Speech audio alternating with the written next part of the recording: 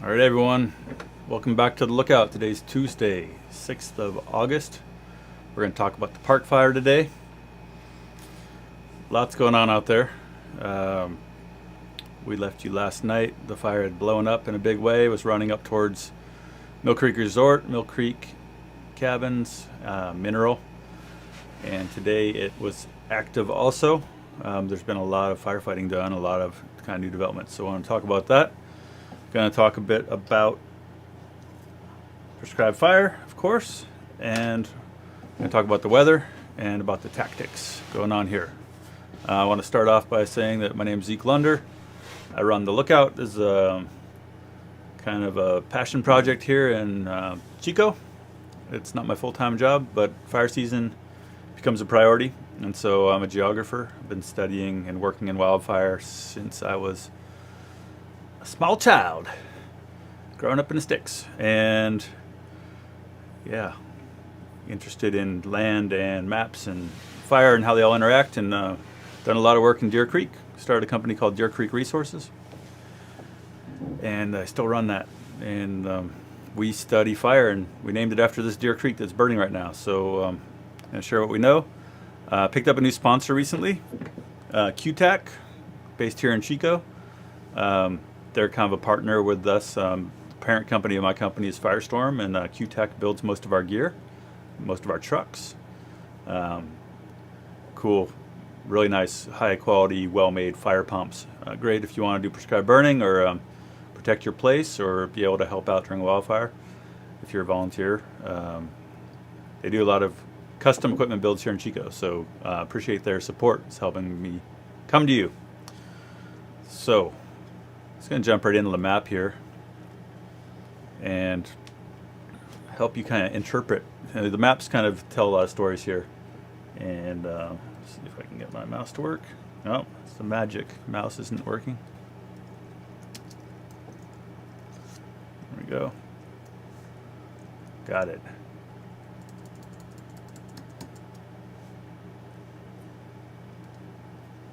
I just wanted to make this part go away here. There we go.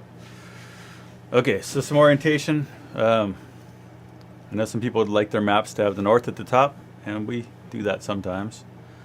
But I would say, like, why have a map that's on ball bearings if you can't spin it around? How common are fire tornadoes? All right. Can't answer all the questions without kind of losing my train of thought. So here's an image captured this morning. Been waiting all day to see if we get an updated image, and hopefully we'll get one, maybe even during the broadcast. But this white line here, so we're looking up, this is Mill Creek, and here's Mineral out here, and here's Highway 32 going from Chico up to Chester, Lake Almanor.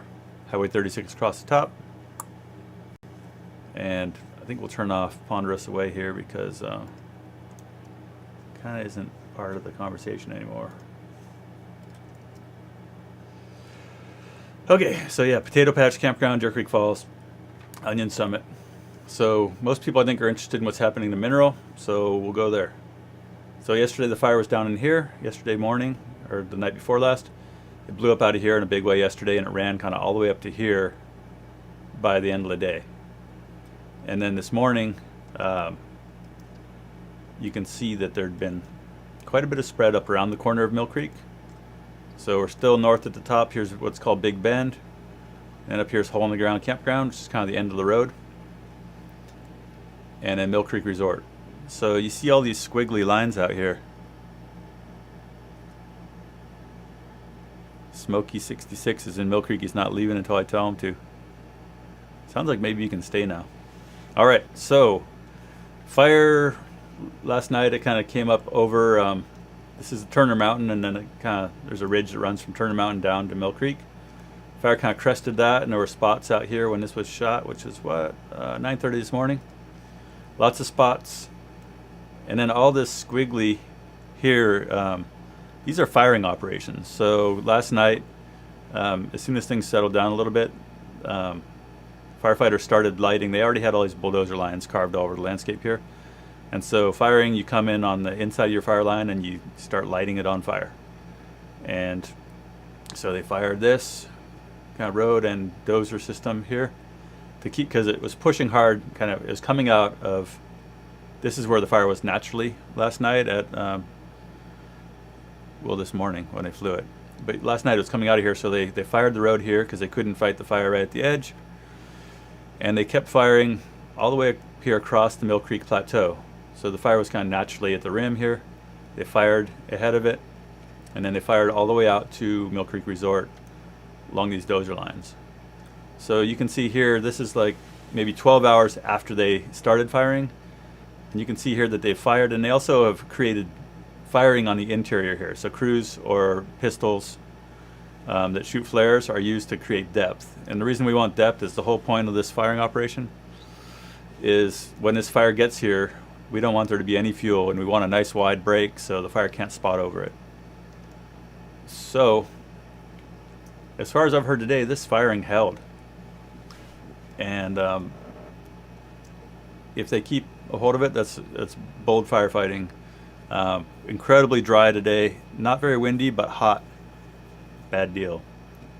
Really touchy, and so you can imagine if you're the operations chief here, making this call and deciding that you're going to go light.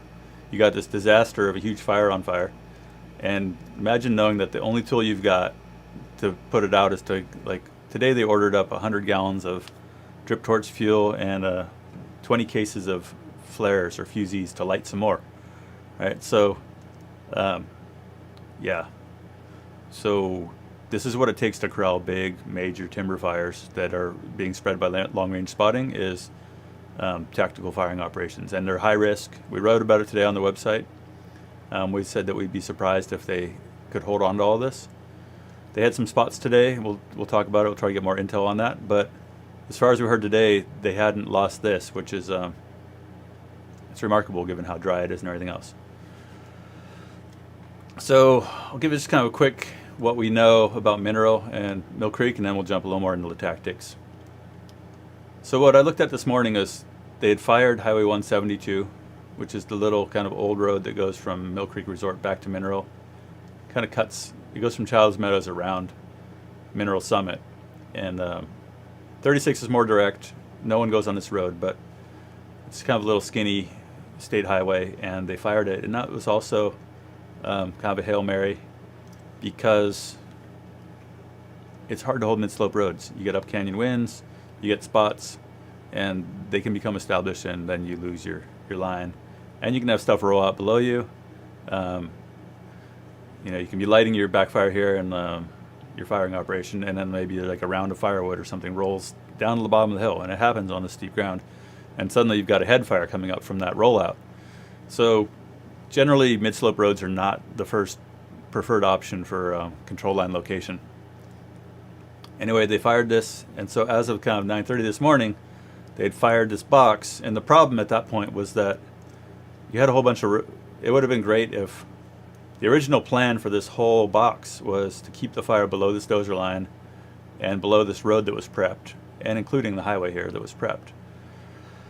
But the fire kind of pickled that plan by jumping across the road and spreading in. So here you can't really fire this side of the road here because the fire's already established on this side. So what we saw this morning was there's a really well established spot here in Rock Gulch Creek. So here's Mineral, and we're kind of south of Mineral, a little south of Mineral Summit on the main road that goes down towards Lionsville. So what happened today was this fire really blew up, and so the best intel we have on that is not super precise, but it's this stuff.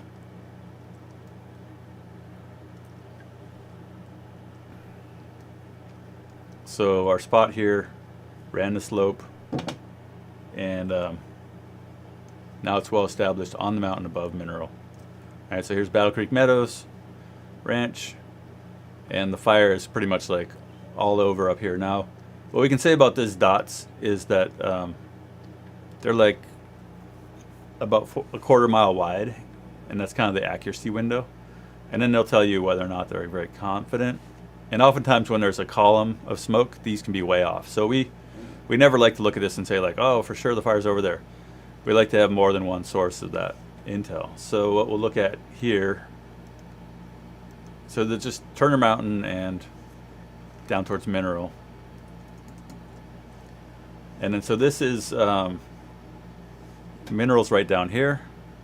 And this is that same mountainside that showed all the red dots. And so this is like starting at about noon, and it was smoked in. And then at about, because it was under the column of the main fire. But then we see here at 4 p.m. it just gets really wicked over there, and this column starts twisting around, which is never a good sign.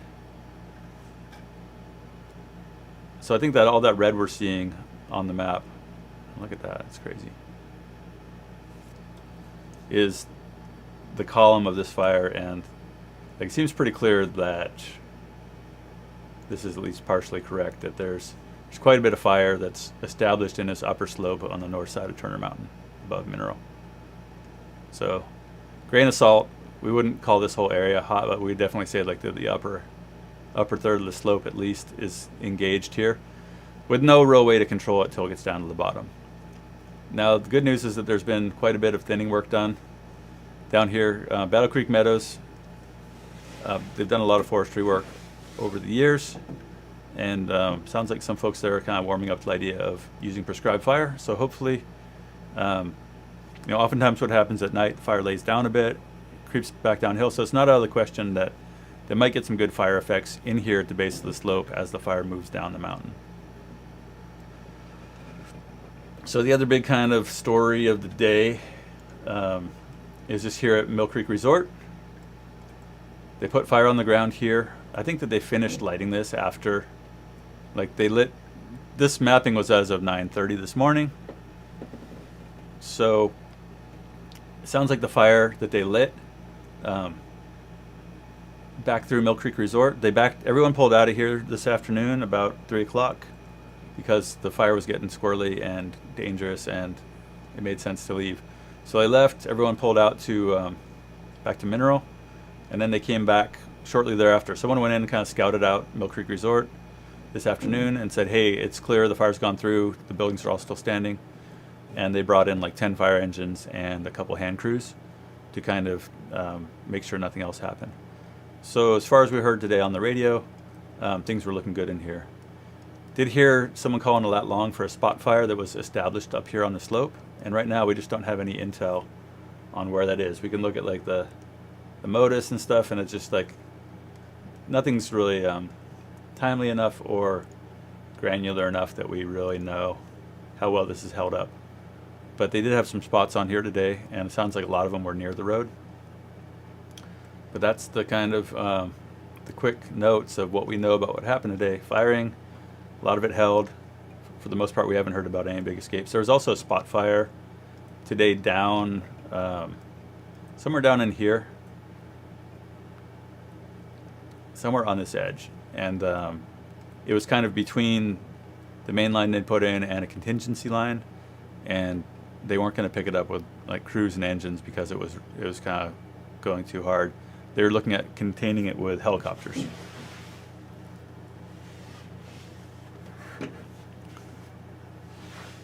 And someone says the Morgan cam seems to have had the wrong view shed displaying on the map. I'm not sure that's true. So what are we going to do now? Here, let's look at just real quick. It's kind of hard to see, but this gives you kind of a context of this wider view. Shows that here's Battle Creek Meadows, and here's the fire as of right now. So this is kind of the cameras kind of pan around in circles, and they capture a panorama of the whole scene.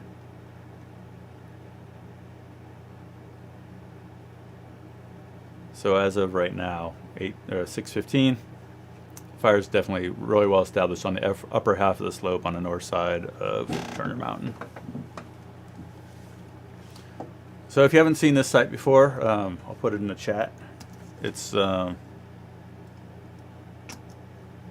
someone's asking about the big box, 3632. Okay, before I jump into that tactic stuff, I just want to show these ops cameras. They show, there's a map and it shows where the cameras are, and then it shows which cameras have moved recently, because usually they're kind of on autopilot looking around, and if one's moved, then it's kind of a clue that something's happening in that area. But when you click on these, if you move around in this view, that cool red line shows you what you're looking at. So in this case, I'm down here pointing at mineral, and it's showing me that I'm pointing at mineral. And if pointing at the fire, then it shows me that it's up on kind of Turner Mountain. So what you can do is you can kind of triangulate these things and figure out where things are. And these cameras, they've got a lot of them all over the place are kind of looking at the action here. You know, here's a different view from like on Inskip Hill.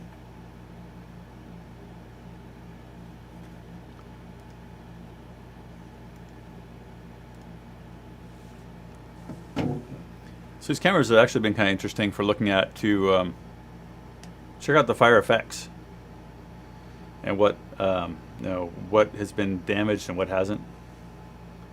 So I mean, this fire here, it's been kind of pulsing all day. Like you see these little white caps. That's like an extra special puff of intensity is when it pops up high enough to get a nice cap on it. Anyway, recommend the webcams. So what else we got? Colby Mountain. I mean, I kind of feel like sometimes that like looking at these cameras over and over is kind of like watching the 9/11 videos over and over and over, and you're just kind of like traumatizing yourself and burning these images into your mind. But part of me can't look away, right? Pretty hard to concentrate on consulting deadlines when this whole story is unfolding. So this part here, this Colby Mountain, they're looking over at Deer Creek. So here's Colby Mountain up here. So just for reference, like Colby Mountain is between Butte Meadows and Potato Patch Campground. So if you go down Highway 32 and you kind of climb up out of Deer Creek, you're climbing around the flanks of Colby. So Colby's got this great view down into Deer Creek. And so when we're seeing that animation of the kind of bleeding edge of the fire coming into Deer Creek, we're looking here from Colby Mountain up at the fire here.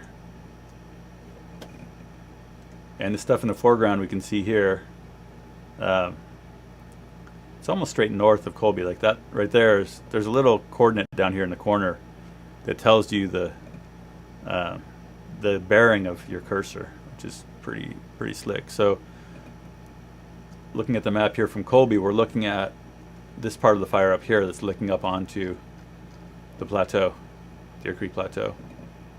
I call it Deer Creek Plateau. Some people call it Mill Creek Plateau, but basically it's this nice big landform between the two canyons of Deer and Mill Creek. So this is still a bit in play for now. The winds have been aligned with the drainage, and they've been kind of, with aircraft, they've been able to hit this flank really hard because it's not under a huge towering smoke column. And so far, fire staying out of Deer Creek. They may keep it out of Deer Creek, which would be a feat. One of the reasons that's important, I mean, there's all kinds of reasons that anything's important here, but this is something that's going on. Is, if I can find it, I want to look at my timberland ownership.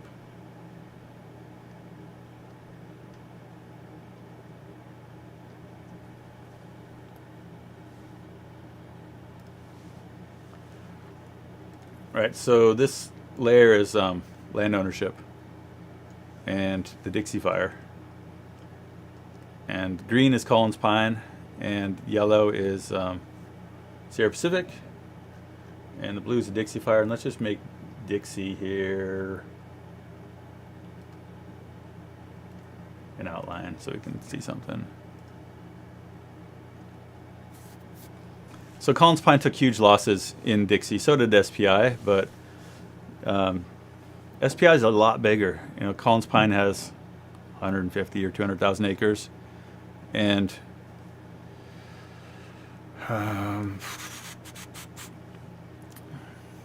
Dixie Fire is so big every time I touch the layer, it kills my.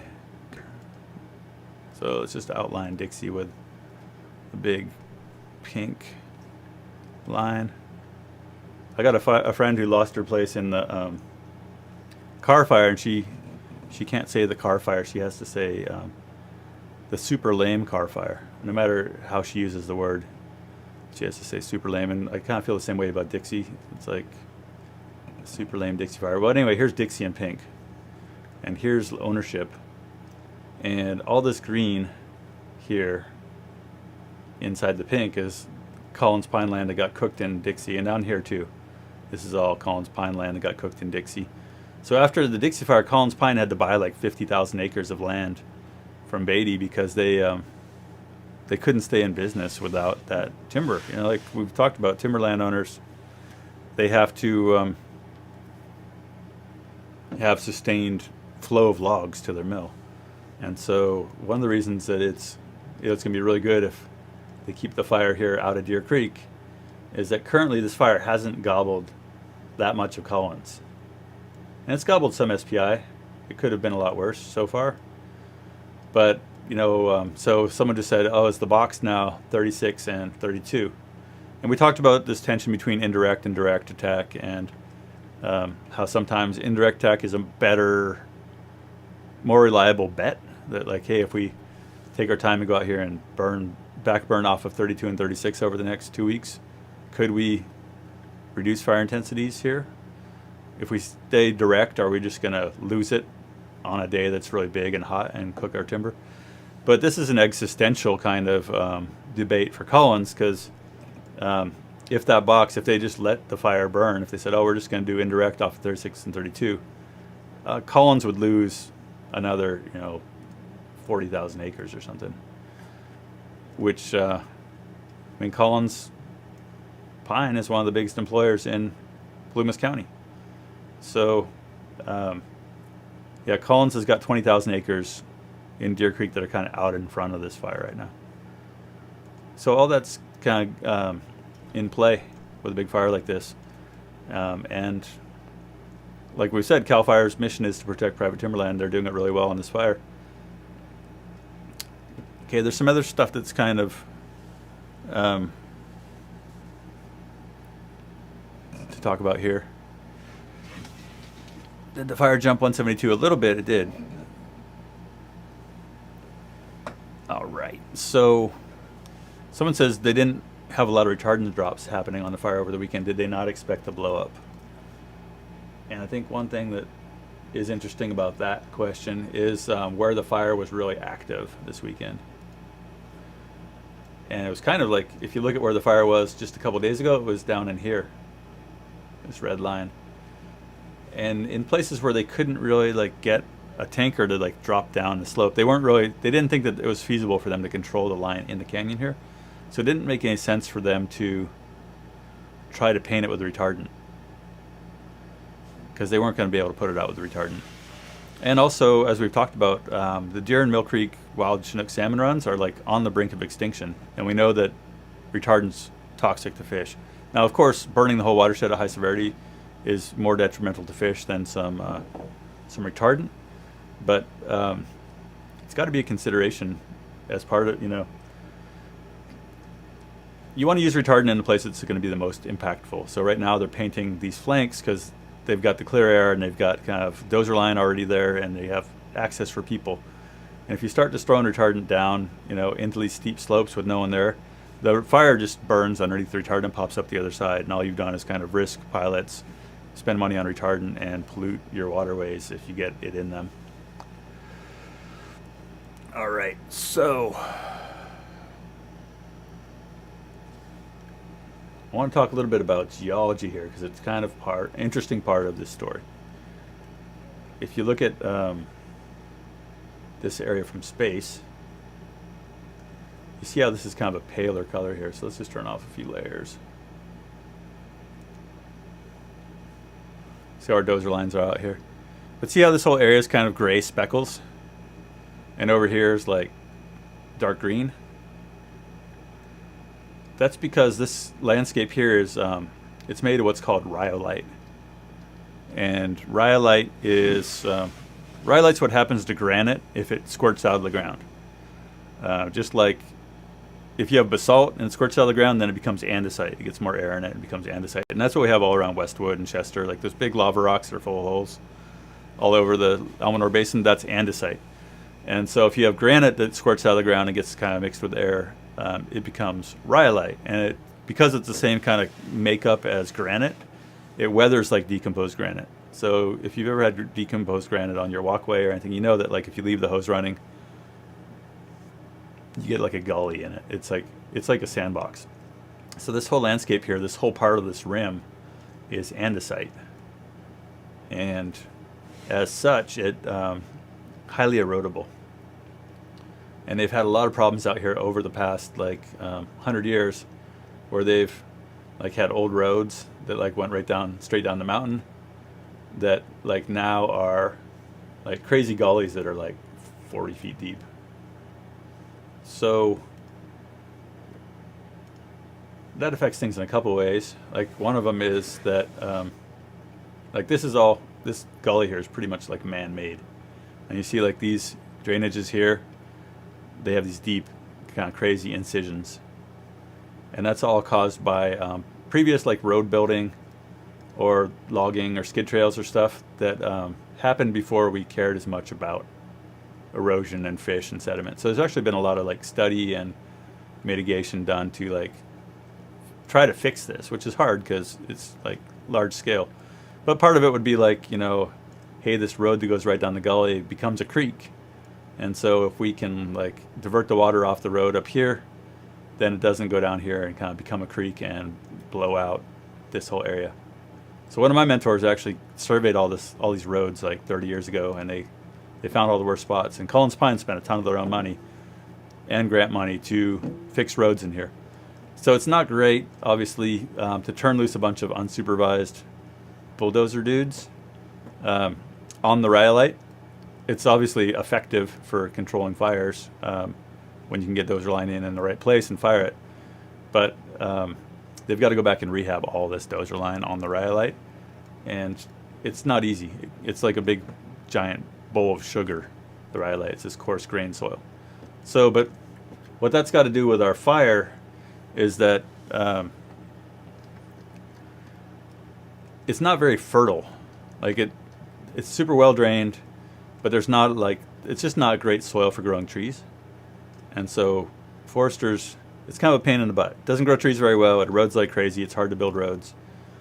But it doesn't have these real contiguous crazy fuel loadings, right? And there has been thinning out there that's been done, and the thinning, a lot of it has held up pretty well because there's not a lot of nutrients. It's not like Forest Ranch where you cut down some tan oak and like the next year the sprout's like 8 feet tall. So over time, Collins Pine has done a ton of thinning out here over the last like 30 years. And so it's kind of sparse. Like if you look at this compared to like right across the road on better, deeper volcanic soils of a different kind, it's like night and day for the forest like density.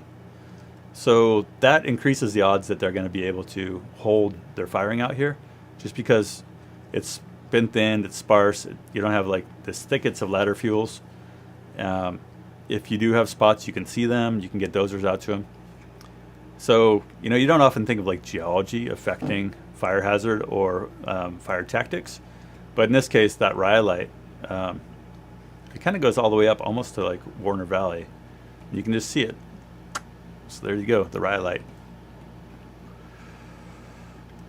So we'll see if they hold this end here. If they can hold this firing that they've put on the ground through the next few days, which are just critically dry, Collins Pine might get a pass. If they do, I think we should all ask them, Collins, to please start prescribed burning. Because if they don't, there's this joke that Collins Pine needed to change their name to Collins Fir, because they cut down a lot of the big old pine trees, and then they've got all this white fir that's come up to kind of take advantage of all the openings they've created. But I think that I've talked to every Collins Pine manager since 1998 and told them that I thought that they needed to embrace prescribed fire if they wanted to still have a forest to manage. And so far, they're still not. The owners are really afraid of the liability of putting fire on the ground. And I think my response after seeing what happened to all this land out here is that we think all is about the liability of something bad happening because we did something, but we don't think about the liability of something bad happening because we didn't do something. And I think that what forestry is starting to wake up to is that the liability of not burning is way higher than the liability of burning. So I'm hopeful that we can collectively, as citizens of this great forested landscape, apply pressure and encouragement and support for these big landowners to put fire on the ground, to maintain the openings of their stands, to clean up the brush, to kill the small trees. Because if we don't do that, like we just smoked some of the most incredible old growth in all of northeastern California here in Mill Creek Canyon through our lack of will to take risks with land management. So, blah, blah, blah, blah. It's coming, Morgan Summit. So back to the voyeurism here. Let's take a look from Bald Mountain. Bald Mountain's kind of the nice big wide angle view of this thing.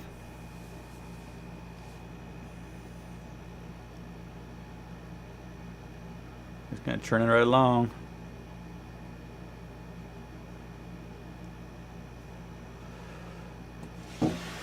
Right, so over here behind my head is kind of this flare up over here.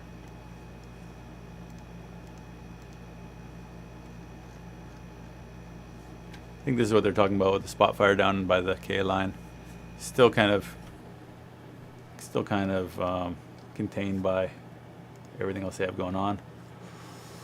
Okay, so wanted to look at this is kind of another big picture tool we have for understanding how relatively hot it's burning, and that, you know, those yellows, you don't see those yellows unless there's a lot of heat going on, and this just kind of shows you the sustained nature of heat throughout the day. Today this starts at 2 p.m. It's the last 3 hours. And then this one is you gotta be a little nerdier to convert these into meaning anything, but this is Lassen Lodge. Lassen Lodge is right below Mineral. And the crazy thing here is that the relative humidity got down to 9. 9 is just desert dry. And that the lowest it got this morning was like 30 at 5 a.m. So that's just poor recovery, 94 degrees, 9% RH. Fuel moisture of below 5, that's really dry. Fuel moisture on 10-hour sticks is what this is measuring, and that's kind of like pencil size to, it's like 1/4 to 1 inch sticks. That's how much moisture percent, how much of the weight of the stick is moisture. So like prescribed burning, we kind of bottom out at like 7, maybe 6, but 5 and 4 is really low. So where are we at? Sometimes this thing jumps back to Minnesota once in a while, and you're like, oh man, the minimum RH is 56 degrees. So let's just say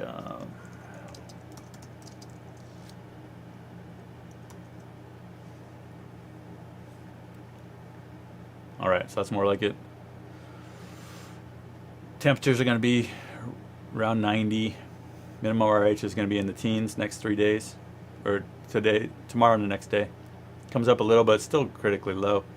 And then this is the kind of, the wind gusts are problematic, right? They're 16 mile an hour wind gusts coming out of the southwest. So that's going to, hopefully they get their firing operations kind of tidied up today and tonight on that north flank on Mill Creek Plateau, because it's going to get tested by winds.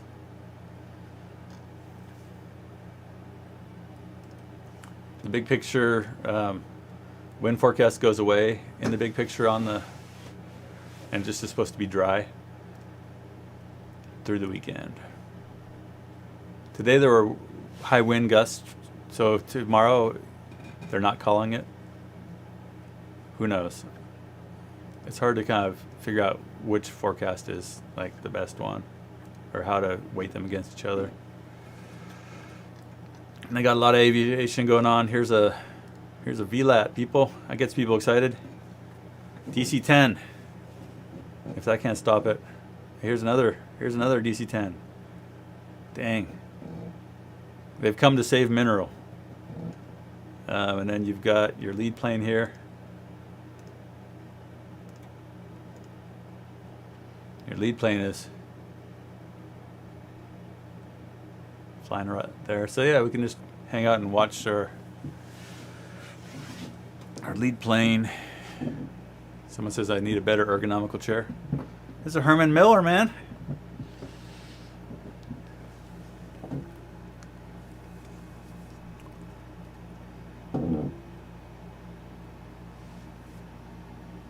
Anyway, so yeah, I don't know what they're doing with VLATs, but they've got all these heli-tankers down here. And those guys are running laps on this flank here that above where the fire ran out of the canyon the other day. And they were doing that all day yesterday too. So these guys are spending a lot of money on helicopters. Spare no expense, right? These helicopters, they cost thousands and thousands and thousands of dollars an hour, and we spare no expense. When it comes to prescribed fire, good luck, man. You say, like, if you tell someone like your agency administrator, oh, I want 3 Type 1 helicopters so I can do a high complexity burn, they're like, yeah, who's going to pay for that? But you pop like one little initial attack fire, and like you're going to have anything you want. Anything. Yeah, send me a DC-10 and 3 heli-tankers. No problem. You won't even, like, your boss won't even call you the next day and ask why you needed all that stuff. They'll just say, nice stop. That's how Cal Fire, that's how we roll. Initial attack, throw everything at it, and it's good. It's effective for putting out every little fire. But I think we're seeing that the problem is that you put out every little fire, and then the one that you can't put out eats your lunch and burns up your canyon. Remaining threats to Mill Creek. I don't know. I can't really see what's going on in there with the mapping I got. Mineral's got this big fire cooking right up here on top of the hill. Like we've said before, it's kind of tucked in here, like out of the way.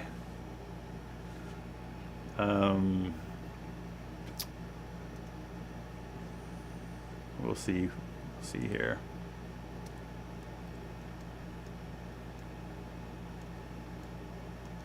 All right, here's mineral. We're just going to take the mineral eye view. If you're sitting at the grocery store, looking across the way, fire's established up in here in mineral, and it's going to burn its way down to the valley here, and likely they are going to try to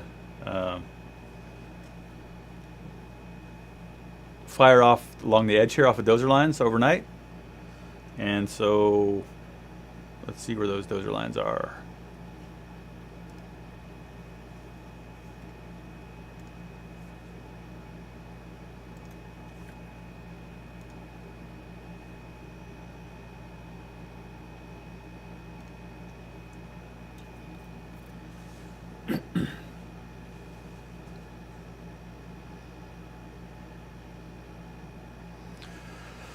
All right, so no dozer lines over here. They've prepped this road at the toe of the slope around here.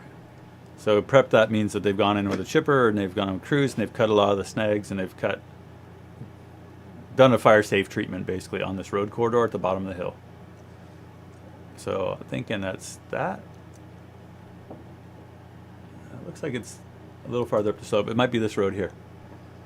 But what they're probably going to do tonight is come in whatever line they have down in here. They'll likely fire it. It depends on what the fire's doing here. You don't want to like fire way out here and have the fire go out where your fire isn't. But they're going to work with it as they can. It's going to come down the hill. One thing that hasn't been happening lately is the smoke really laying in thick. And so that really helps. Like if the atmosphere is still tomorrow morning, you could potentially have mineral sit under a really heavy cap of smoke until 2 or 3 in the afternoon. But that really hasn't been exactly the way it's been going lately. Things have been clearing out earlier in the day. And that mineral camera, that Morgan Summit camera, around here somewhere. That's one thing the cameras are good for. If you look at like the like the 12-hour.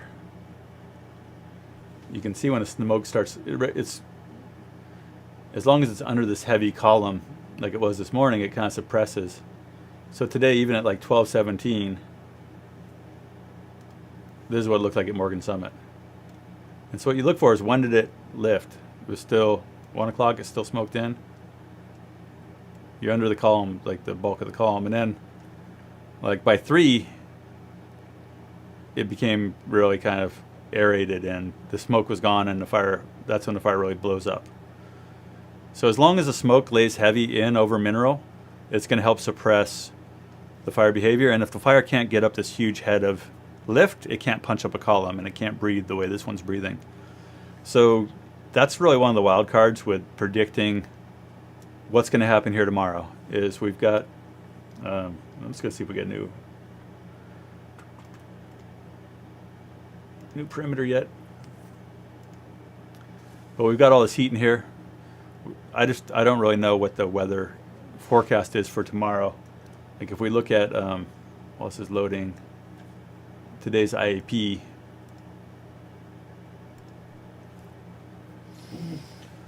Mixing heights are forecast to reach 12,000 feet once the inversion breaks. So morning smoke in the drainages will gradually lift and allow the inversion to break around midday or early afternoon in the vicinity of Mill Creek. So if the conditions haven't changed materially from yesterday as far as like the big picture with the weather, then you might expect the same thing. And you can kind of see it on here. Let's look at like let's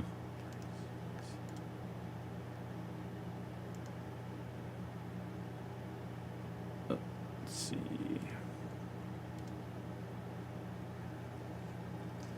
Let's just look at kind of like since this morning. So 10 a.m. you can see the smoke kind of laying in there. And then really by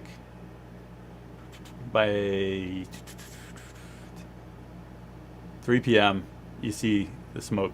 The fire is cleared out and it's really chunking. But you don't see like on here you see these shadows emerge on the column when it starts to really pop up into the atmosphere.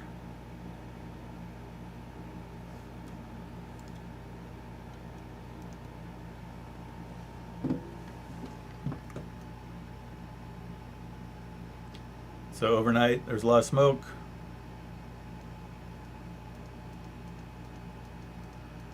But you can just really see that smoke laying in there, and then, yeah, about 3 p.m.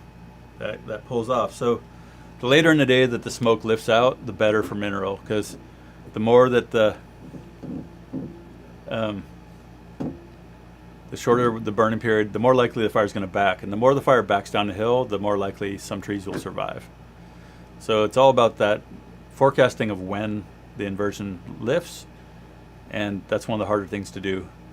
In the big picture, what I'm hearing is that there's going to be kind of a pattern change this weekend, where we go from where there's a ridge of high pressure that's going to break down, and I don't really have a great forecast on that.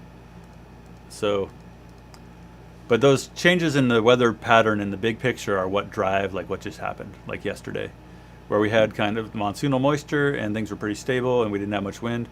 And then we had a change in the weather yesterday that it was subtle, but it was enough for this fire to wake up. And so sometimes just like a slight change in the broader like global circulation, I'm not explaining it very well, will cause a fire to blow up or not blow up. So that's what you kind of look for, is not necessarily day-to-day changes, but like, oh, we've got a weak cold front passage happening on Saturday. It's like, okay, well then we're going to expect a change. We don't know exactly what's going to happen, but that's when things happen, is when you've got that broader scale kind of pattern change. Anyway, I'm going to show some stuff.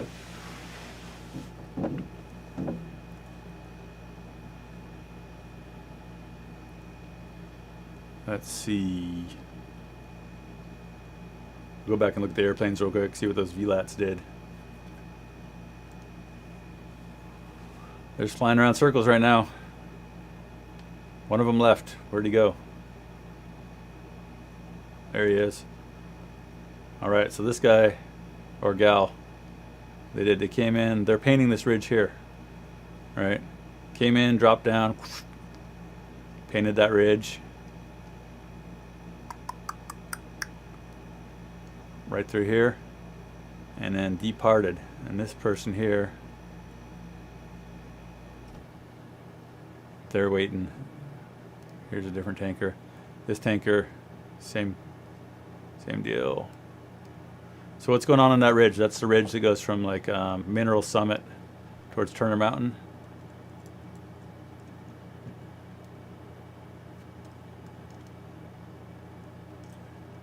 I think they're trying to keep the firing that they lit here on the road.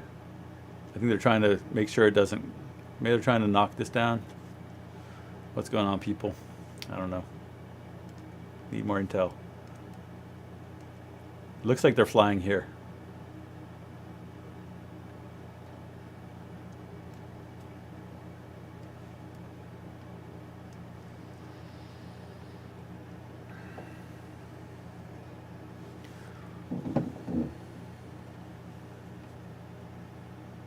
What types of trees are in the Deer Creek old growth? They're Doug fir, and some of them are like 300 or 400 years old. Some are older. All right. I'm going to show some videos if I can find them. So we're talking a bit about like threats to Chester. Nope. Gotta go look at the tanker drops.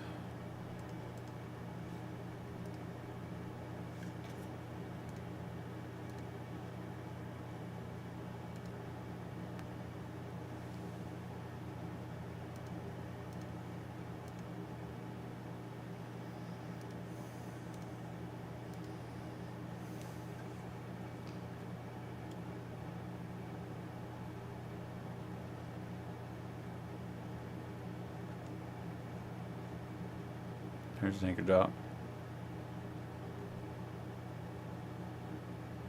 That's not the VLAT though. I want to see the VLAT.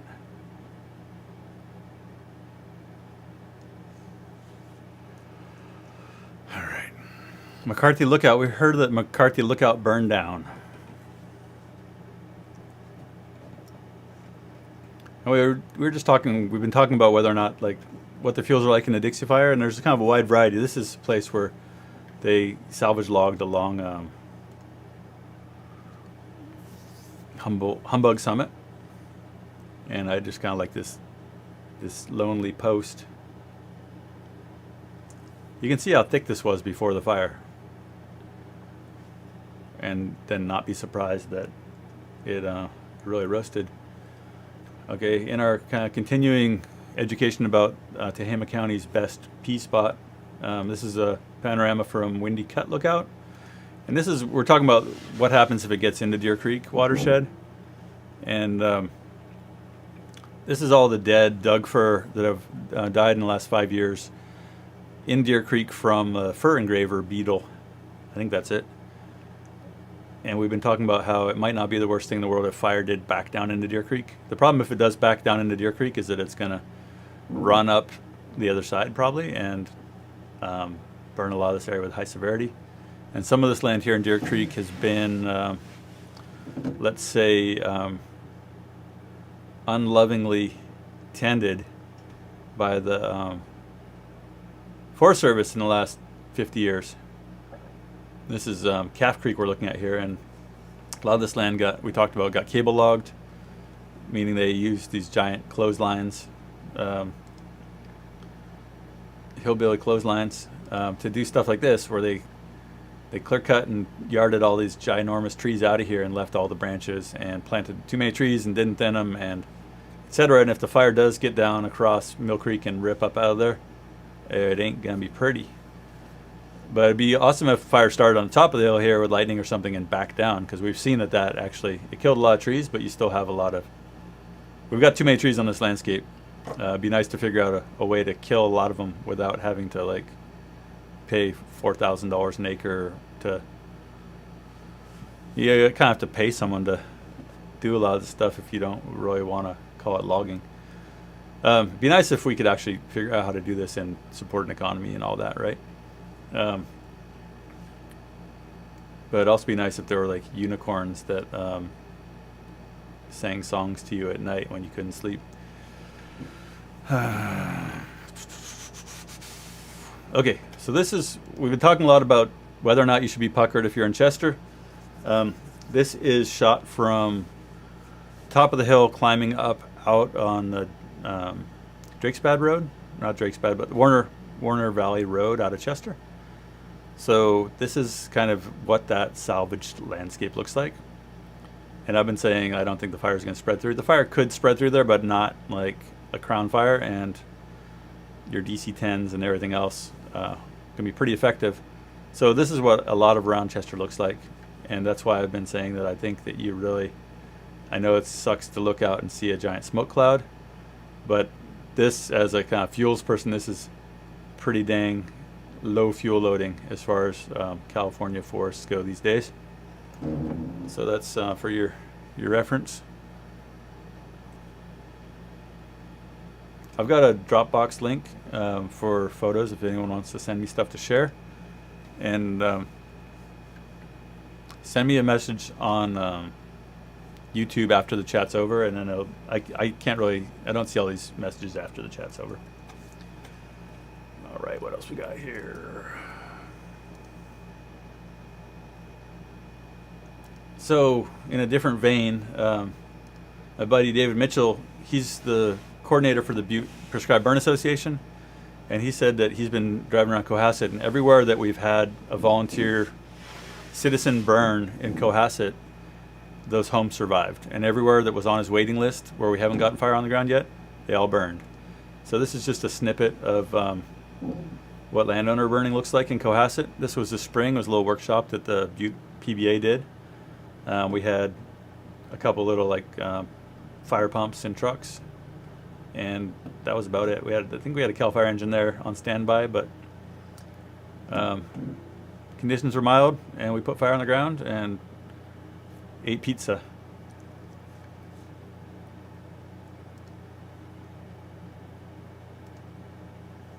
This is another landowner burn in Forest Ranch last fall. All volunteers, couple little pickup skid units. Landowner has his own water truck, and we've burned all around this property, so each time we burn it gets a little safer to burn some more. Here storm damage had kind of knocked down a lot of pine and stuff, and so we lopped that stuff up so it wouldn't be quite as concentrated.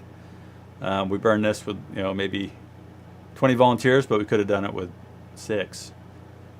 Burned about 8 acres. This mix of pine needles and oak litter is just super easy to burn. Doesn't get very intense. Fuel loadings aren't that high. You can carry it around with a pitchfork. You don't even really need a drip torch. You can these PBA burns, they're awesome. You can bring your kids. My kid's been coming out to these since he was like 9, and then you get pizza and adult beverages.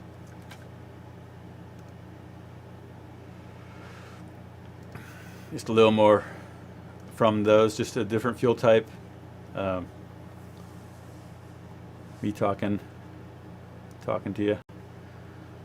Talking a little bit about how we light kind of carefully around things. Like here, if you light right at the base of this manzanita, the fire kind of creeps out away from it, and then you don't have to worry about it dying. This guy's from the Tehama County Resource Conservation District.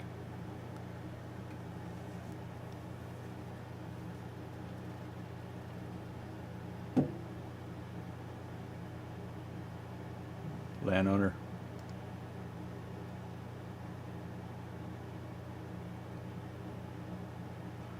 So there's a longer video of this on our YouTube if you want to learn more and actually hear what these people are saying. This kid's grown like 2 feet since this video was shot. Got people doing fire science out here, getting trained in how to take weather, how to do fuel sampling, how to kind of monitor fire effects. and they actually get like national qualifications. So this guy can go out and like work on a Forest Service crew as a fire effects monitor now because he got qualified. If you want to be a burn boss, you can come out and work as a firing boss trainee. So we got a real mix of people who've worked for agencies, people who work for the university, people who just are retired.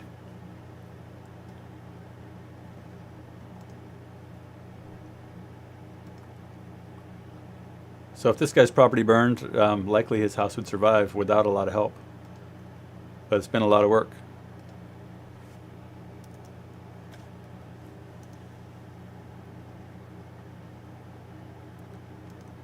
This is kind of back to our kind of field trip around the Dixie Fire. This is after logging to clean up dead trees in Warner Valley.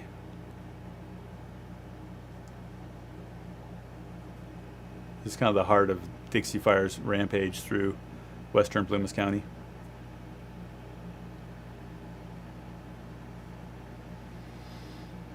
Someone asked if computer models exist for fires, and yeah, they do. There's a lot of them. We still don't understand some of the fundamentals of how fire works, so it makes it hard to model it. So they're kind of useful, but they're not really great because it's like the weather forecast. You know, like fire's all about the weather, and the weather forecasts aren't very good. So hence the derivatives aren't very good either. I think I'll save the rest of my prescribed fire porn. This is in City of Chico, and this is this spring. We've burned this unit 3 years out of the past 4, about 150 acres.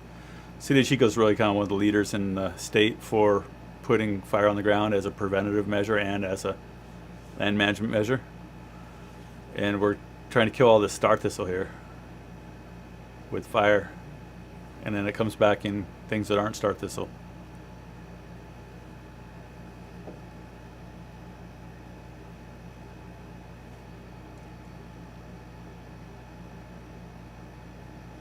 This is only about a mile from where the fire started.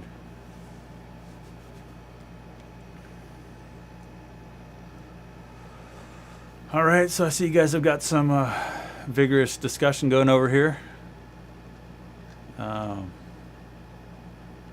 Let's go back and see if we got anything new for the perimeter. I'm going to play a video here, and then I'm going to geek out a little on the side to see if I can get us a little more data. This is just driving through the areas that were fired during earlier in this fire. So, and we're going to have a feature on this on our website. Down here is Deer Creek. So if you're taking Highway 32 from Chester to Chico, when you climb out of Deer Creek at the K line, there's some recent thinning there, and last week the crews fired all the way from there all the way to the Butte Meadows Road, and they held it there, and the effects of the fire were good. Basically, these places where you see blue, this is all within the fire. The places you see blue are going to be the places in this video I'm going to show you where you see live trees.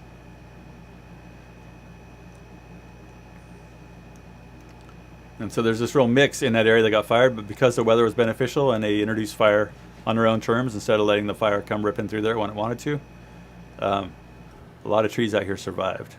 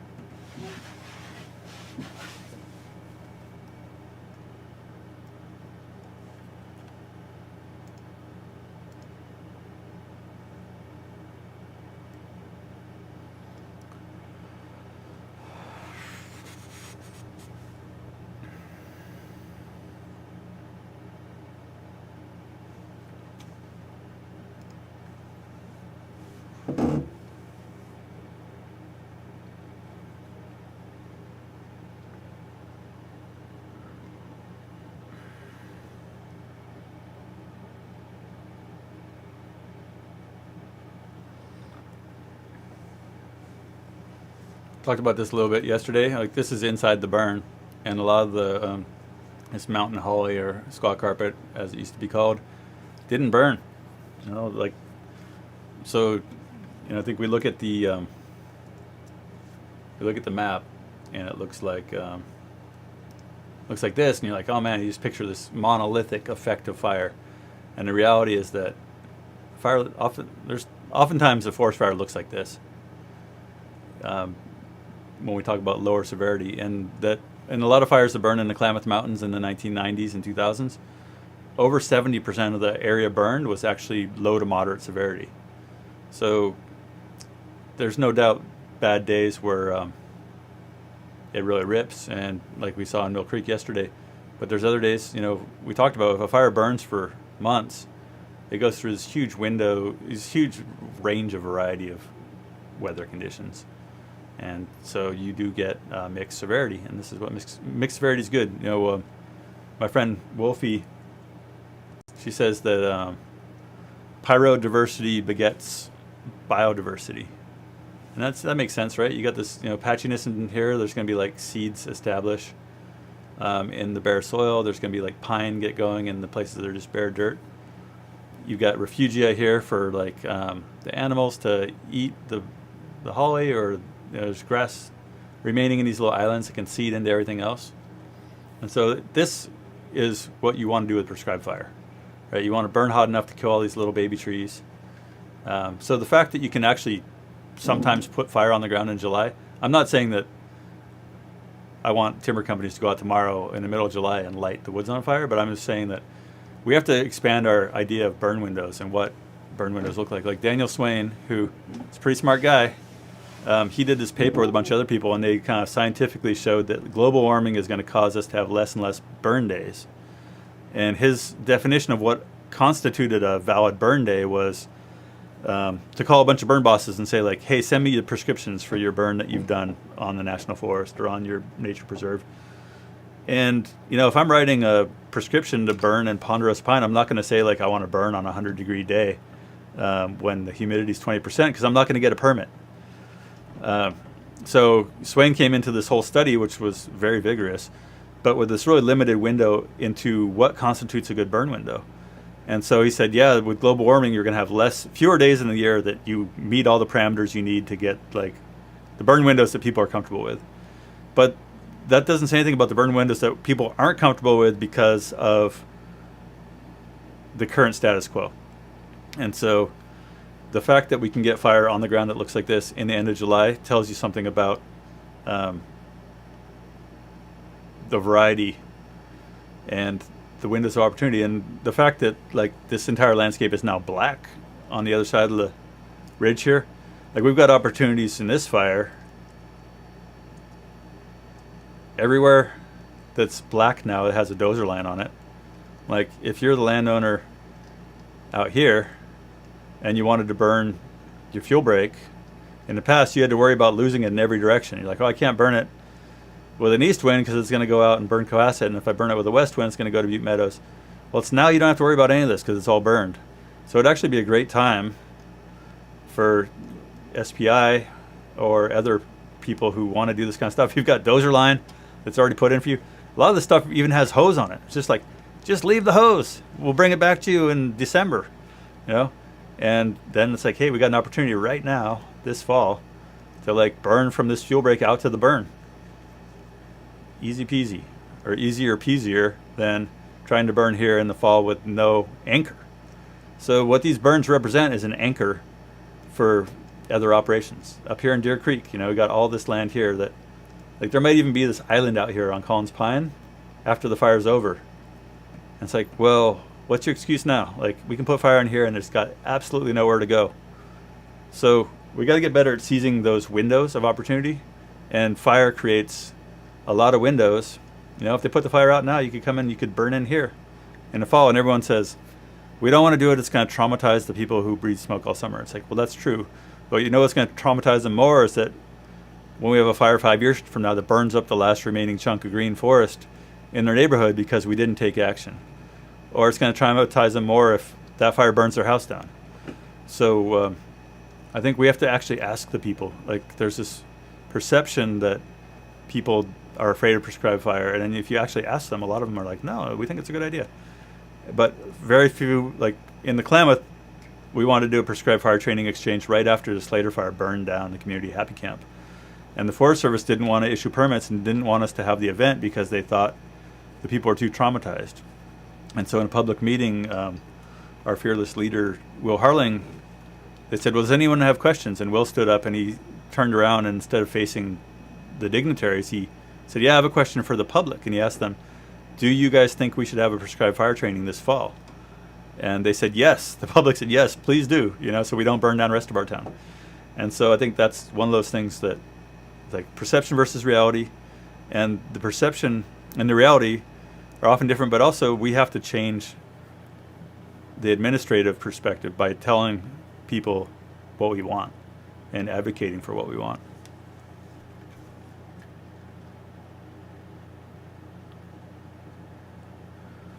Someone says firing operations had nothing to do with it blowing up. Hopefully.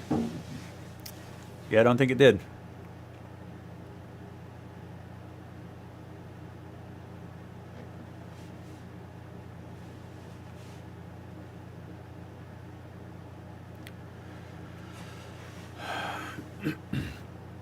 How long does it take for a stand of conifers killed in fire to fall to the ground? That's a great question.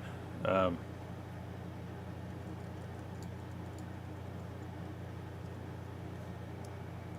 see if I can go back to something here. This QTAC unit here, our sponsor, we got really nice stuff.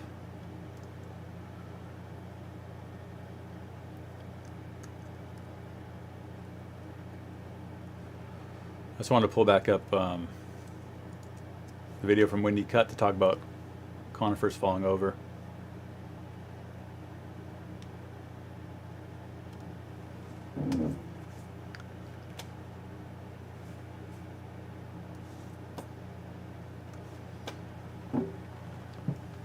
All right, so in this scene here, you can see all these standing dead trees. Up in here, that all burned in 2008. So it's been 16 years and a lot of them haven't fallen over. So it depends on the size. In the meantime, yes, they're habitat, and there is this hazard. Dead trees do create fuel hazards over time, but it takes longer than people think for that to happen. And so like all these conifers here that are standing dead in Deer Creek, they're gonna stand for a long time. It's pretty dry here. One thing that knocks over conifers that are standing dead is fire. And so without fire on this landscape, these trees are going to stand longer than if we backfire through here. A lot of the trees are going to fall over. They'll rot quicker on the ground, and then the next fire will burn them up.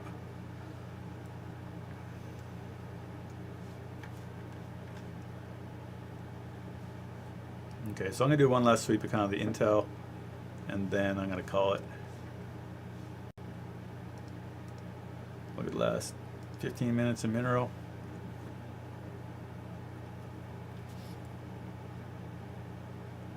These drops down here, they're not trying to stop the fire, they're just trying to slow it down.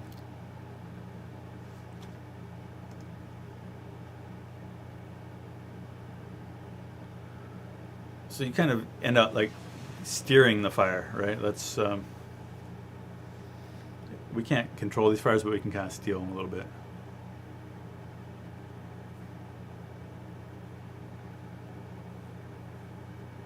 And a squirrel keeps asking about biochar. You know what makes a lot of biochar? A forest fire. And that's the only tool that's going to work at scale. Like, biochar is cool. If you got land and you got trees to burn, like firewood to get rid of and stuff, that's great. It's a cool thing, but like, we're not going to biochar our way out of our forest health crisis.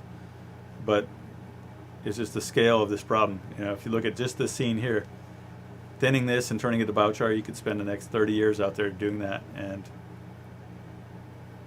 so what? Like, how much fuel are you gonna, like, how much diesel and chainsaw mix and bar oil and everything else are you gonna use up to feed your biochar kiln? I don't see the scale. UC San Diego provides the cameras because there's a lot of money in it. And they kind of got into it early.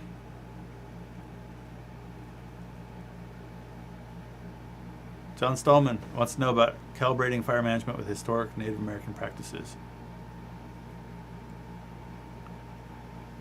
It's a good question, Stallman.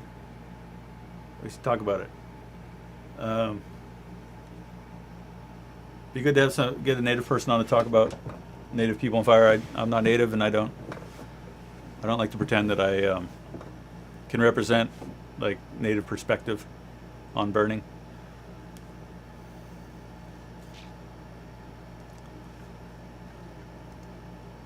But I think a lot of like when people look at fire scars and trees and stuff, and they're seeing like there were fires every 5 to 15 years, that's a signature of like Native people were driving the fire train. And so a lot of what science knows about, has recreated about past fire regimes is, it's more like archaeology.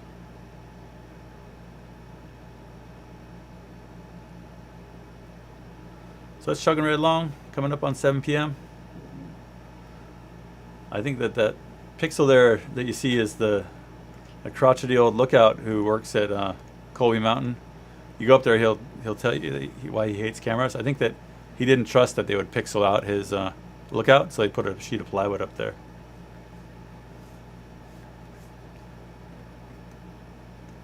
And he says, I've been here for 30 years and I've greeted like 2,000 people a year. He's like, I'd like to meet a webcam that can greet visitors and tell them stories. Someone is wondering if I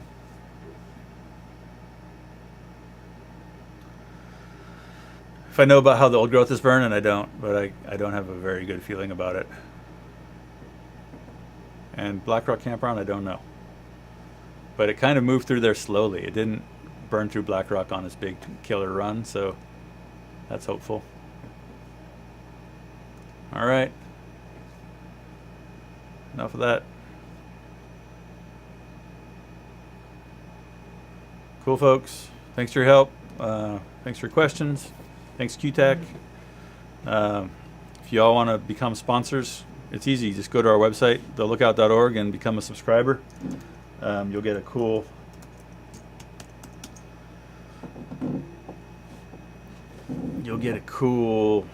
newsletter, and we'll send you some stickers. And if you're waiting for your stickers, pretty busy, but I'll send them by Christmas. And if you're waiting for hats, we got a new order coming, and Erica's shipping them. We ship once a week because otherwise it's just too hectic. This time of year, like everything happens in like a 2-week period. So trying to keep it together. What's happening along 32? Deer Creek, not a lot. Is Mineral going to make it? I don't know. Last plug for the Lookout website. This is the Lookout website. And we got all kinds of stuff on there. We have kind of daily reports. So like today we wrote a report on what we reported here. So if you missed the live stream, you can go and check out our daily report. Share a lot of the same intel there. Good maps. Ryan Stevens is writing stuff on there. Today we had a guest essay because I ranted yesterday about the Forest Service. Salty, send me a direct message because I don't want to share the Dropbox link with everyone. I ranted about Forest Service and NEPA, and a guy I used to work with on the Lassen National Forest wrote me an essay about the bigger problems of the Forest Service, and it's a great essay. So I'd say go check it out on thelookout.org. Threw some photos in there just to kind of make it somewhat tied to management of land, but it's good. Check it out and discuss.